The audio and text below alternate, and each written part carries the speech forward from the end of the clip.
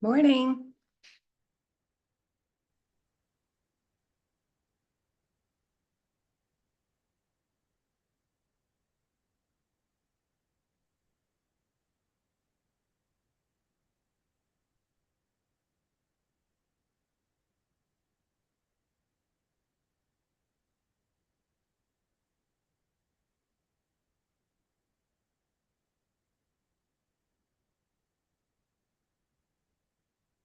I didn't know I did this. Can everybody hear us okay on Zoom? We have sunny 7-8. Yes, yeah, we can hear you fine.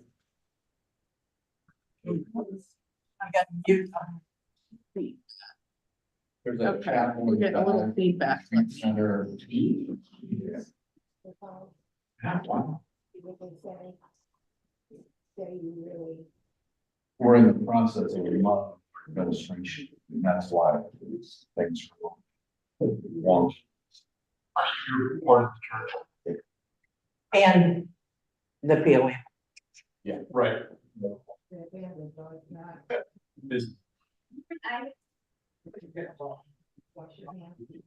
That's really. We had our neighbors through the other way.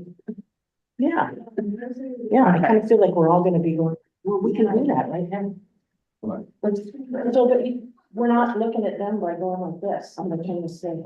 I'm gonna turn the tables on you, Larry. Oh, well, did you get up? Yeah, okay, all right. Then I'll just- Okay. Here.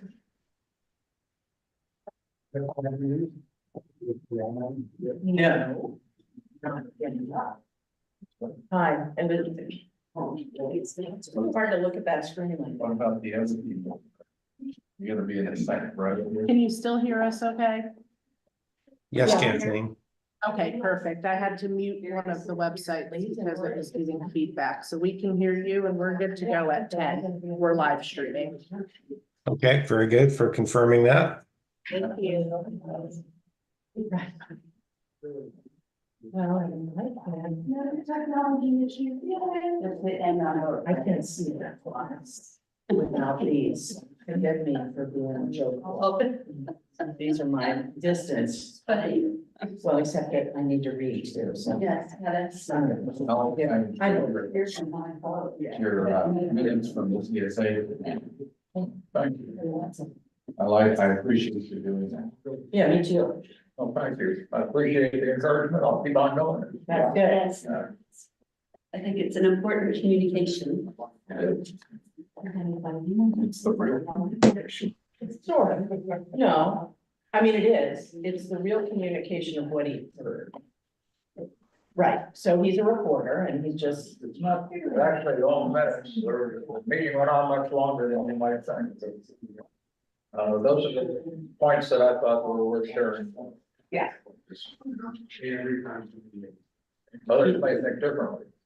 he who does the work makes the decision. Right. But I will get some more information on the use of the rental fee. I'll get some, I have specifics are available and I'll get them out. Oh, that's great. I mean, I still have to watch the meeting, but what did they do? Did they put up a?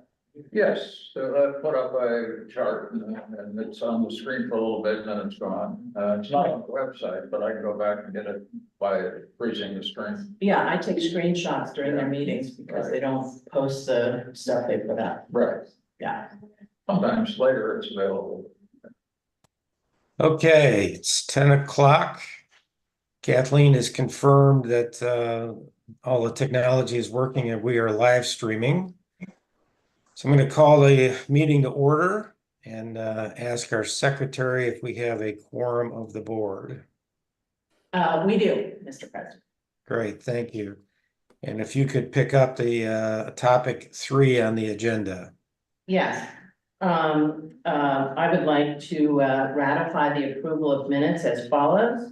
The minutes of the March 27, 2024 board meeting, the minutes of the March 27, 2024 executive committee meeting, and the minutes of the April 24, 2024 executive committee meeting all be approved as submitted. Is there a second? Second, All right. Moved and seconded. Any additions or corrections to the draft minutes as presented?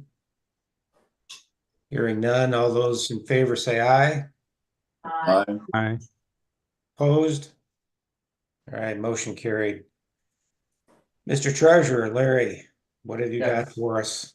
Okay, as of the end of March, which is our last financial report we had, we showed year-to-date income of almost $91,000.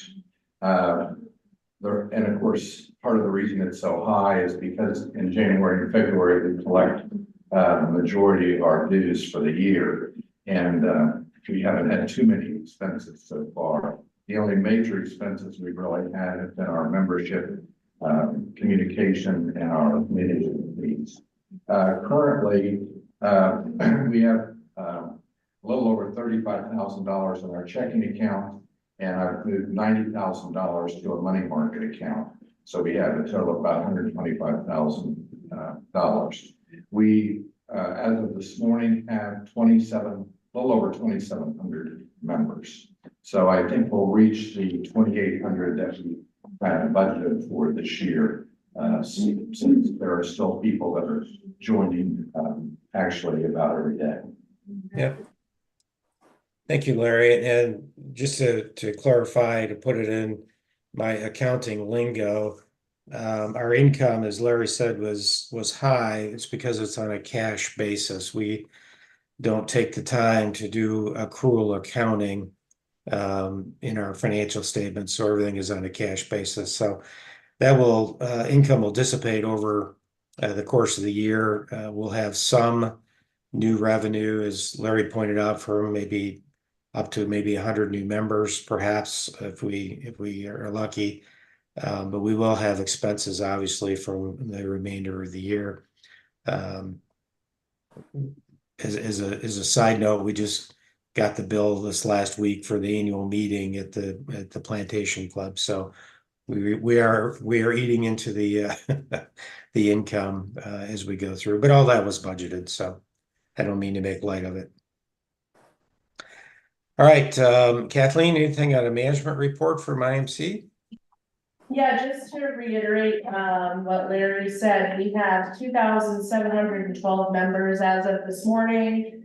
We received a couple of checks between yesterday and this morning, so that would go up by a couple members.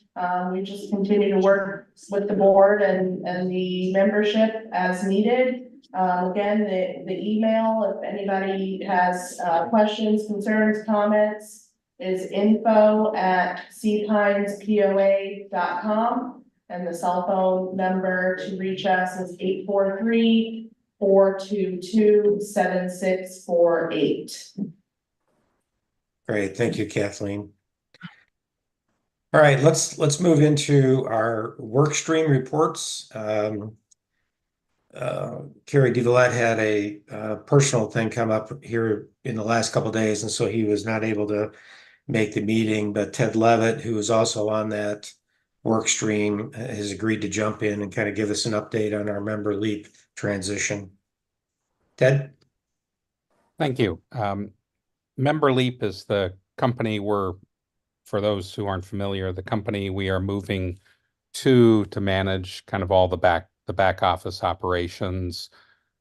They have experience across a range of communities. I'm going to give a brief update on the work streams there. Number one, we have a website, as most know, and we're trying to keep it simple. So they currently have a list of pages that we're moving over from the current website into a new template that hopefully is as user-friendly as possible. From that, we will look at what it is and then use a content editor to update it as appropriate, but it should make it easier for us to keep it relevant to members' needs. We've also, probably one of the biggest and most difficult tasks is to move the member lists from where they are currently over into this new database and directory. Directory is something that I find helpful. Hopefully others will too. So we are currently in the process, a number of us, trying to pull together spreadsheets and databases that come from CSA, from our own, those 2,712 names that you had seen before, such that we're able to communicate easily and effectively with all 5,890 properties in CPINES. We're using, and we're trying to line that up with the Postal Service, make life easier. I guess the final thing is probably in June, we will be converting over in the next couple months, but we'll have a Zoom meeting with Member Leap to check on the status and see how the data conversion is going there. But all told, the process seems to be going quite well, and hopefully we'll have the opportunity for input from our members as we go forward. Thanks. Good, thanks, Ted. Thanks to Ted and Carrie, Lee Stevens, and Lori Wellinghoff really are the 4 board members that are primarily spending time in this endeavor to convert over. And so we appreciate all the time you 4 have been putting into it. As a reminder, because this is our last board meeting for the summer and before we go live, hopefully, the reason we're doing this primarily is to make it much more user-friendly for our members. As we've said several times, we currently utilize multiple software applications to do our CPINES POA business. And those multiple applications are not integrated. Member Leap will integrate virtually everything we need to communicate with our members and have our members communicate and interact with us. And so that's primarily the reason. I like examples though, and just this week, we got an invoice for from Easy Vote, that we utilized one of the separate applications that we used for the annual meeting for proxies and voting. And that bill was a little over $1,000. The beauty about Member Leap is that is all included in that software application. So that's just one example of how we'll save a little bit of money by migrating from these separate applications into something that's a little more integrated. So thank you, Ted. Let's talk a little bit about the back office transition. Larry, why don't you take the lead and I'll jump in occasionally. Well, I've been working with Kathleen at IMC and also with our new firm to make the July 1 transition fairly smooth. Kathleen and I met, and I think we've kind of figured out what bills will be coming in. We'll get those paid in July or in June before we close the books, and then IMC will do the second quarter financial statement. I've been to Coastal States to find out what we need to do as far as getting the new firm on our signature cards, and in the next week or so, I'll get that taken care of. And we've sent all the W-9s that we have to the new firm. We're missing one or two, and I'm working on getting those taken care of. Good. So again, part of the issue is we are moving from IMC, who we've utilized since our split with the CSA doing the back office, and moving to a couple different vendors to assist us, professional services firms. Accounting services of the Low Country being the primary one for bookkeeping, financial reporting, accounts payable, payments, cash collection, and then, posting to the member database. Larry and I are working on a letter that we'll send towards sometime next week at the end of the month, letting our vendors, suppliers know that they should start sending invoices to a new location.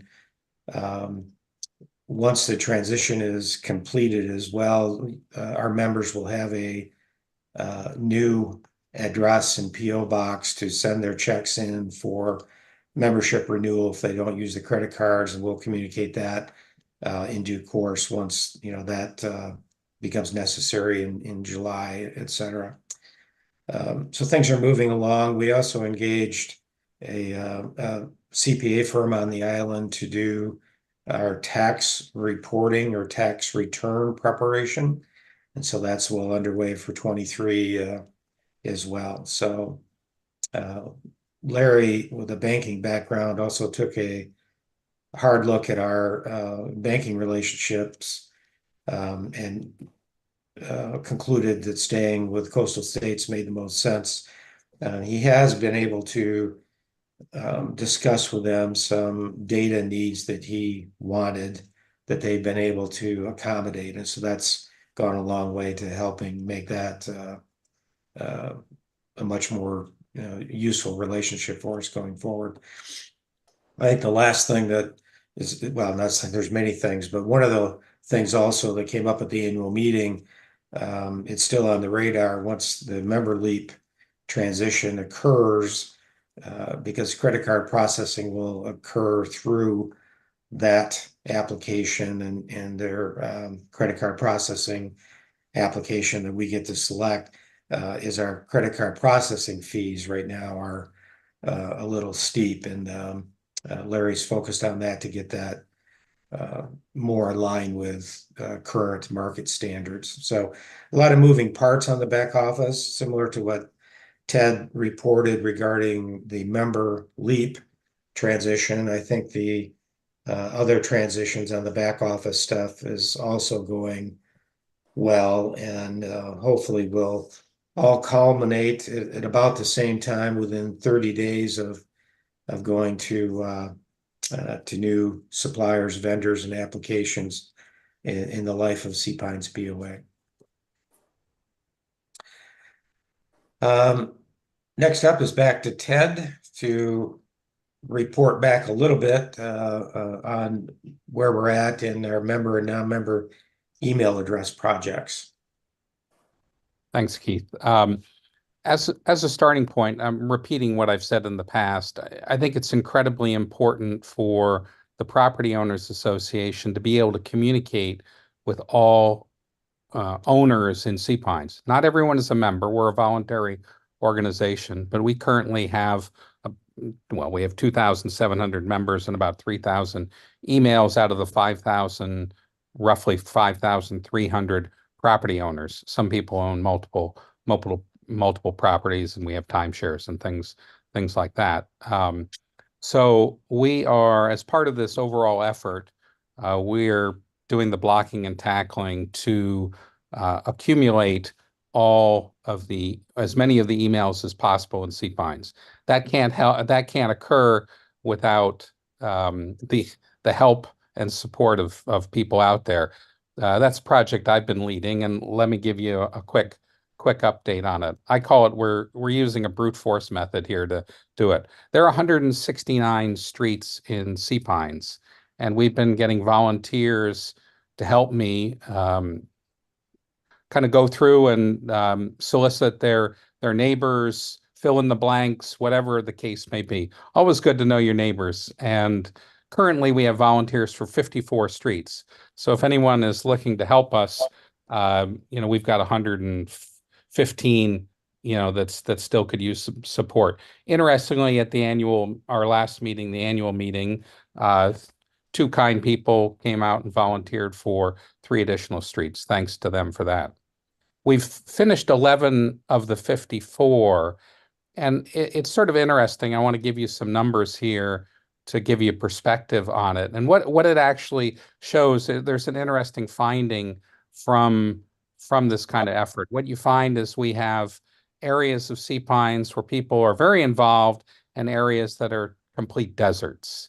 And our goal as an organization would be to have people involved at all levels and not have these deserts. But to kind of go down the list of streets, we have Baynard Park Road, 91%, Carlson Green, 85, Black Skimmer, 84, Governor's Road, 84, Oyster Catcher, 80, Live Oak, 78, Duck Hawk, 61, Laughing Gull, 56, and Acorn, 52. So some of those were a little bit off in the distance, but we're making progress. Our goal is to have 80% in hand at some point this year, and we'll see how we do against that goal.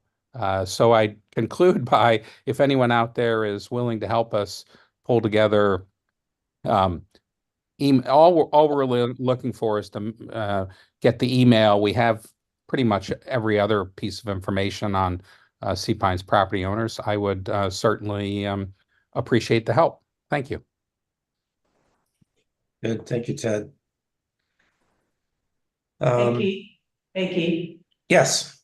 can we tell people how they can get to Ted to offer their help? Perhaps email at info@seapinespoa.com. Attention, Ted. That will do it. Thank you, Lori. You're welcome. Oh, it's my turn now. It's your turn to talk about one of your items of passion. Well, I'm gonna give an update on our electric power equipment education and exploration campaign. We hosted 2 symposiums on this topic in April. The first was at the full membership meeting of the Greater Island Council on April 7th at Palmetto Electric. And the second was on April 23rd at the Sea Pines POA 3rd Tuesday Speaker Series at Providence Presbyterian Church, which we billed as a town hall on this subject. We invited board leaders and general managers from all of the large gated communities on Hilton Head, including the CSA, as well as elected leaders and key staff from the town. Both events included Lee Edwards, the CEO of the Greenery, to help us understand the business case from transitioning from gas-powered landscape equipment to quiet, clean, battery-powered electric equipment. Also attending was leadership from major battery-powered landscape equipment manufacturer, Crest, including product demonstrations in the parking lots at each event. Both events had open and robust attendee question and answer sessions to help community members and leaders better understand this initiative. Next, the Sea Pines POA is convening and facilitating a roundtable meeting in early June, which will, actually June the 5th, which will be attended by leaders from Hilton Head's large gated communities, along with other important leaders from the town and the landscaping industry to share learning, data, and to begin to formulate a collective action plan. We will continue to keep property owners in Sea Pines apprised of our progress via the Sea Pines POA newsletter and/or special email announcements. If you have any comments or information on this subject that you would like to share, please email me at info@seapinespoa.com. Thank you. Thanks, Lori, for the update. I have a few editorial comments. I want to give thanks and a shout out to another one of our members, Tim Porter, who is a volunteer. We've started to see more and more of our members volunteer for some of our work streams. And he's working very closely with Lori in this effort now in organizing the meetings, and the one coming up in June that is our first island-wide meeting of the other gated communities anyway. Tim will be facilitating that. He has a background as a consultant with Accenture to be able to do that kind of thing. And I think the purpose is to gauge where the other gated communities are in their thinking or their efforts to get a better lay of the land as to where everyone's at, and then whether or not we can work more broader and collectively on this topic. I think my other editorial comment, and I didn't know much about this topic at all until I started attending these meetings, interacting with Lori and Tim, is that there's a couple segmentations that are becoming clearer. One has to do with the size of the landscaping equipment that probably is more conducive to switch to electric right now, and Lori has begun referring to those as the smalls, the backpack blowers, edgers, trimmers, and the smaller, say 36, 40-inch lawnmowers and below versus the larger equipment. And then the other segmentation is having to do with the size of the service provider doing the services. The greenery has a scale that's in Brightview is different than some of the other landscapers, and it's all to say it's just a data-driven perspective. There's no recommendations yet. There's no idea of how this thing will move ahead, but it's just some of the data points is all of the communities are starting to work their way through this process. So those are probably my editorial comments. I don't know if that elicits any other thoughts, Lori, or any of the other board members who have attended some of these meetings as well. We'll have more to report after June the 5th, if not before. Okay, Lori, go ahead. Yeah, I was just going to echo your thoughts on including the small independent landscapers, of which there are many on this island, and not disenfranchising them from the process. So anything we can do to make sure they are aware of these types of community events where they can attend and gather more information. Yep. And Lori Wellinghoff, we have a couple more Lori, so I'll be more specific. Lori Wellinghoff has a schedule of activities and events through the course of the summer and fall, which would include meetings with the landscaper population and to have them attend as well. And also the contemplation of doing and starting to do more survey work of our membership. And I'll talk a little bit more about the survey thing in the president's report, but there are activities laid out during the course of the summer and early fall. Okay. Okay, I'm up next. The town Public Planning Committee short-term rental update. Bear with me a little bit. This could be a little longer than what I would have expected, to be honest, but it's because the town has pivoted a little bit, I think, in a very interesting way. And I'm just going to give you my perspectives of what I think is happening. I've not talked to our council rep on this specifically, Steve, but these are just my observations. So again, historically, the topic of the short-term rental occupancy has been on the Public Planning Committee for a while now, and it all came to a bit of a head in February when the town staff brought 3 proposed methods of setting occupancy limits and short-term rentals, and they were very different kind of ideas. So the committee reviewed those in February and then tabled the whole issue to get more, as they said, more feedback. So in March, many of you participated in a process, including a survey of our members on these 3 proposed methods and which one was the most favorable, or leaving it as it was. And we got those back and reported those results to the town Public Planning Committee meeting at their March meeting. That committee didn't meet in April because the town had a all-day strategic planning session off-site. So on May 9th, and this is the gist of the report, but I wanted to frame it for those who weren't aware of everything that's happened so far. On May 9th, the Public Planning Committee took up the topic of an entire rewrite of the island's or the town's land management ordinances. And so this is my editorial comment.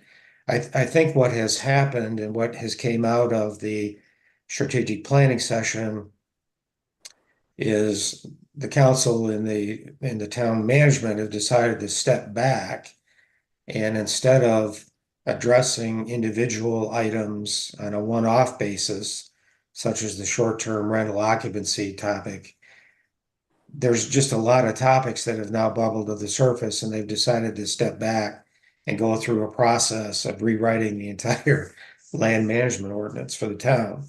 That is a big deal, in my opinion.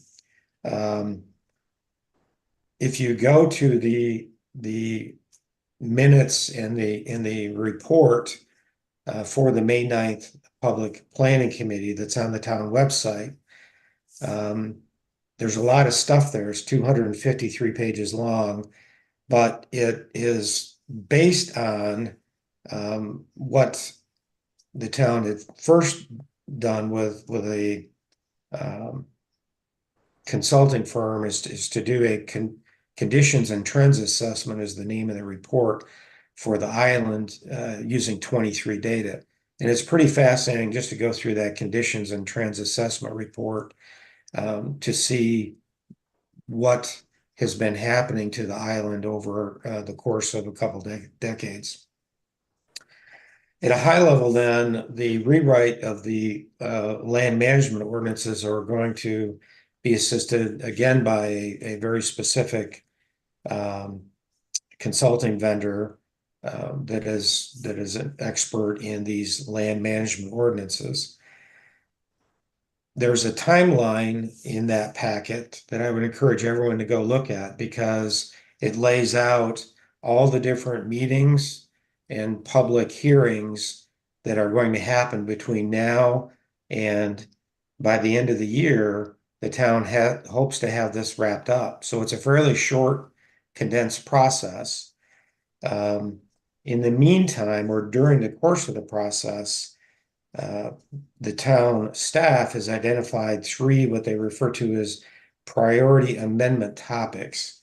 At a high level, they are as follows. The first one is just general administration having to do with signage standards, the short-term rental enforcement mechanism between what is currently a criminal citation versus a civil penalty, and maybe making that change, things like that. So general admin.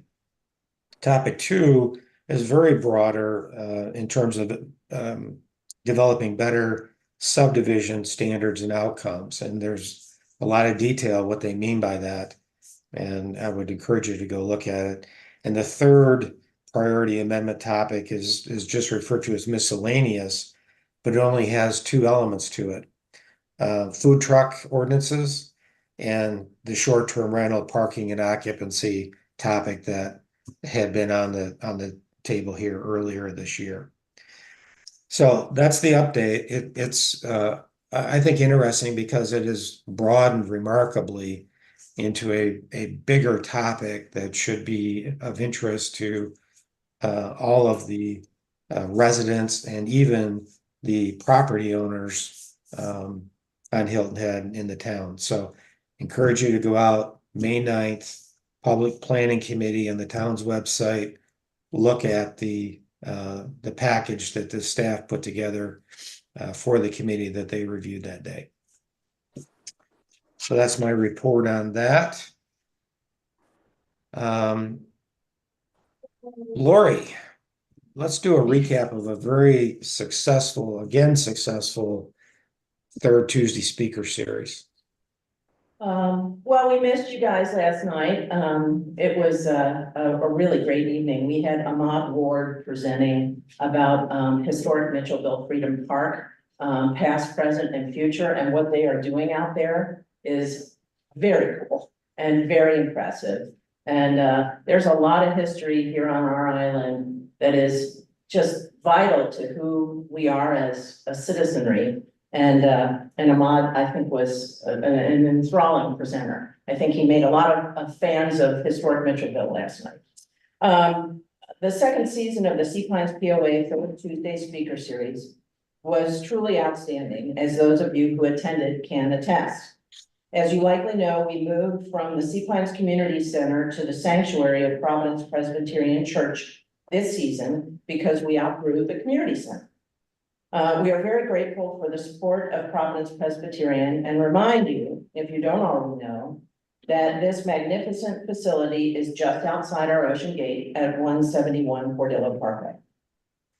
The past season featured some awe-inspiring speakers, including Senator Tom Davis, Charles Frazier's marketing guru, David Pearson, Hilton Head's preeminent journalist and storyteller, David Lauderdale, Broadway producer Maya Lerner, media mogul Larry Kramer, and the executive director of Historic Mitchellville, Ahmad Ward, among others. Remember that the Sea Pines POA Third Tuesday Speaker Series takes the summer off.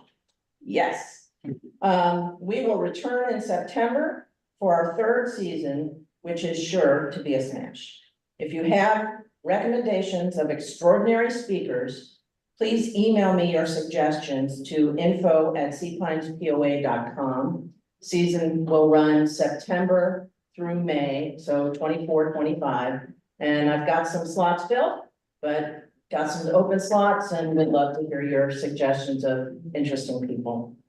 Thank you very much. Yeah, thank you, Laurie.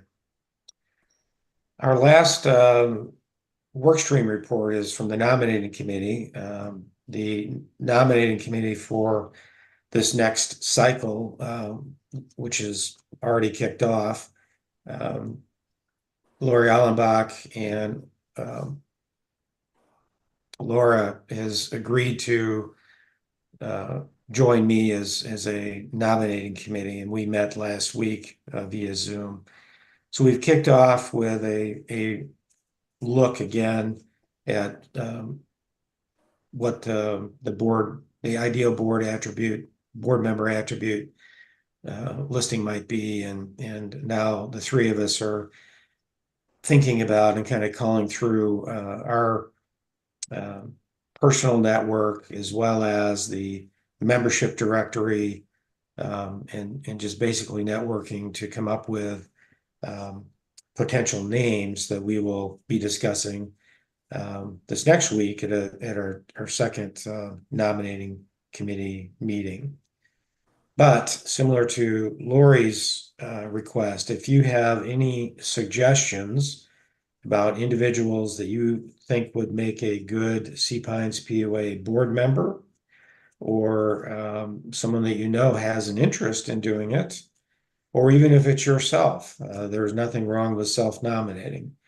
It's just as easy as, again, using the info@seapinespoa.com, sending the email in, identified as you're making this recommendation to the nominating committee for consideration of an individual. The president's report, I don't have a great deal because each of the work streams really represents what we're working on. I do have a couple things because this is our last board meeting before we go live with Member Leap later this summer, we hope, and we make our transition to different back office support and providers. The first thing I want to do is I want to thank IMC. IMC Resort Services became a lifeline to this organization, as I've heard the story over the years when it became clear that the separation from CSA doing the back office was going to be necessary. IMC presented really what amounted to almost a one-stop shop to do virtually everything that we wanted. However, there were things that they didn't do, and this is why we ended up with a lot of these different applications and things like that to kind of get us through a period of growth. They've done a really good job for us over the years, and I think we are mutually separating on good terms, and are just finding that our needs are mostly satisfied by this Member Leap application, which will take care of a lot of things that we need. And it's just going to then be easier to do the bookkeeping and financial reporting with a firm that's a little more customized to doing just that work. But thanks again to IMC, and particularly Kathleen, who's been our lead resource person and account point person since the transition. So thank you, Kathleen. Surveys, we had mentioned a little bit in passing in Lori Wellinghoff's comments regarding the electric landscaping equipment. We have taken a little bit of a hiatus from surveys because it didn't feel like it was imperative that we did one. Obviously, there is a mechanism using Constant Contact to do it, but that application is very limited in its ability to do surveys. When we transition to Member Leap, it will be much more integrated and frankly a little bit robust as we understand it right now. The proof will be in the first time we use it going forward. But once we do make that transition to Member Leap on or about August 1st-ish, I think our membership can expect us to get more active in the way of surveys. And if in the meantime, Ted's work stream is successful and we broaden it to broader community outside of even just our members, we will at least have the ability to think about which audience we would like to do surveys for with respect to a particular given topic. The last issue, and it was already mentioned at least 3 times already, but I want to end on volunteers. We are seeing a pretty good uptick on volunteers from our membership to work on various work streams. Again, if you have an interest to help Ted leading the the member and non-member emails, to work with Lori on the third Tuesday speaker series, to help with surveys, whatever strikes your fancy as a way to get engaged, please just reach out via the info@cpinespoa.com, and we'll work with you to find a good place for you to use your talents and your time. So with that, I will end the president's report and just ask if there's any unfinished business that needs to come before the board. Hearing none. Any new business or new topics that needs to come before the board? All right, do I have a motion to adjourn the formal meeting? All right, and I'll take Lori as a second. All those in favor say aye. Aye. Very good. Aye. All right, the formal meeting now is concluded, so that will open it up to Q&A. Do we have any questions that have come in on the info@cpinespoa.com or?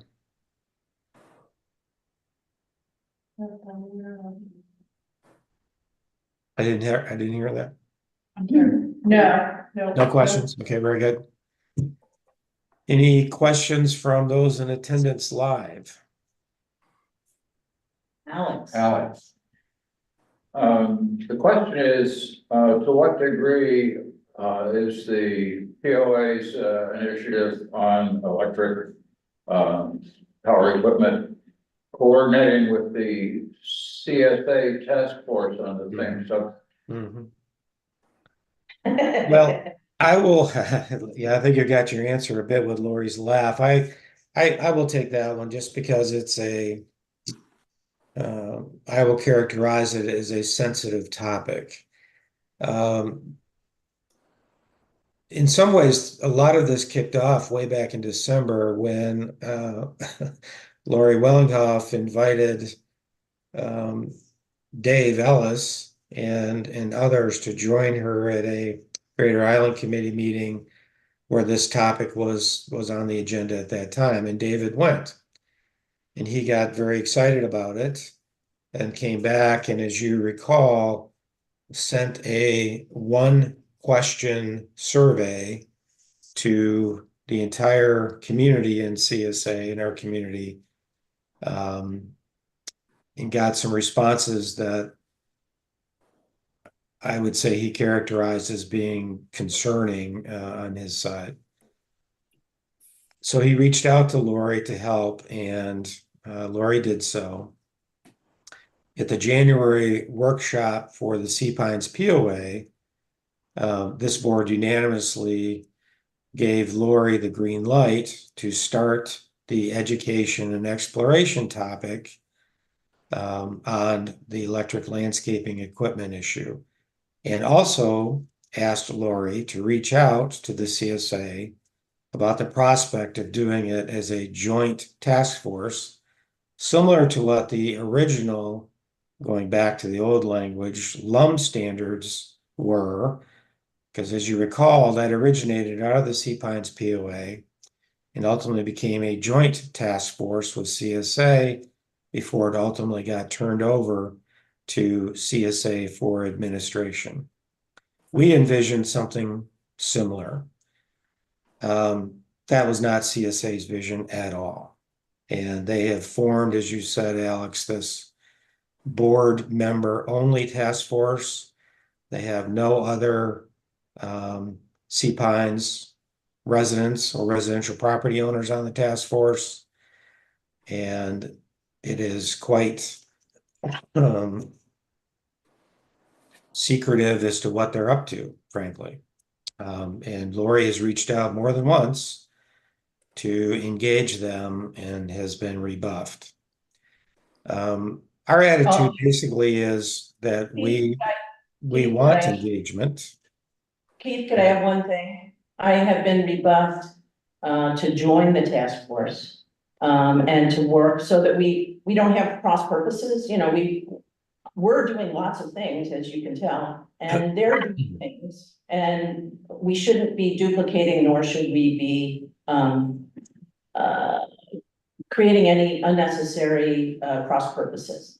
So I ask frequently, you know, could I, would I, but, I have not been allowed to join the task force. However, David Ellis and other members of the board have been very encouraging of our efforts, very, in writing, in phone calls, in person. The majority of the board, attended our April 23rd town hall.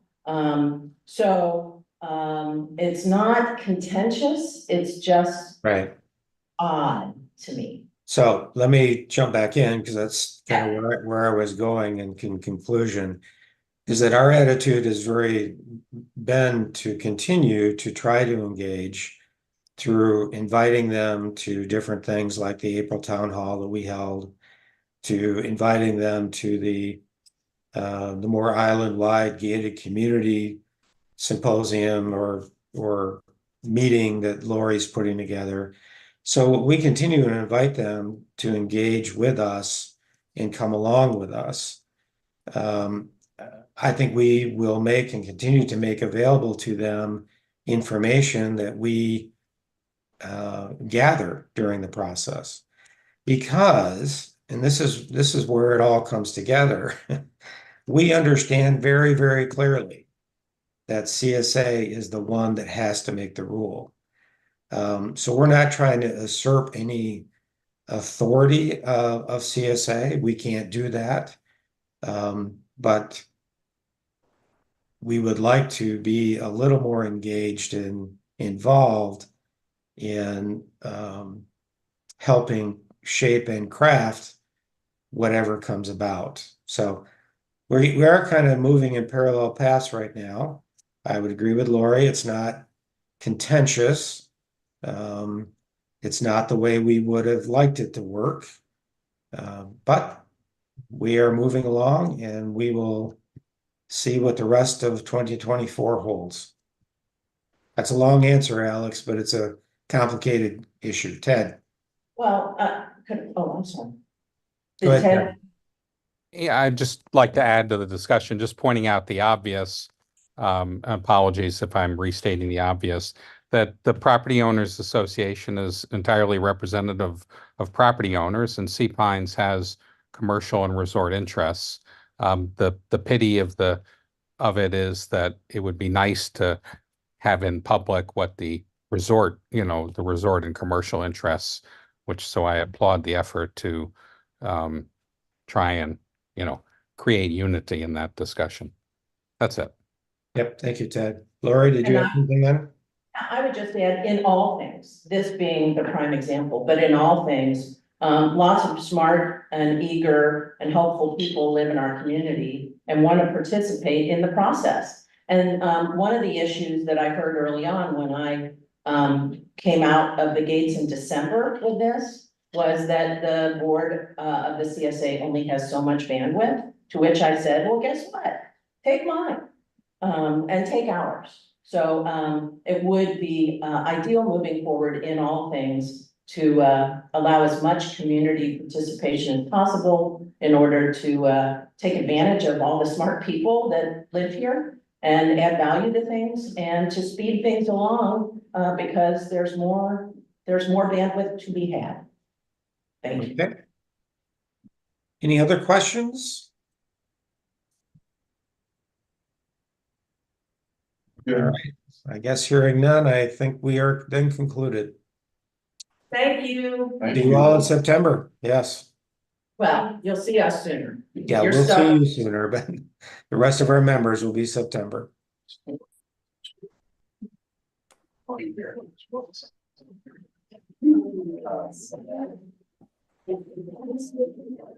Yes, we did. Yes.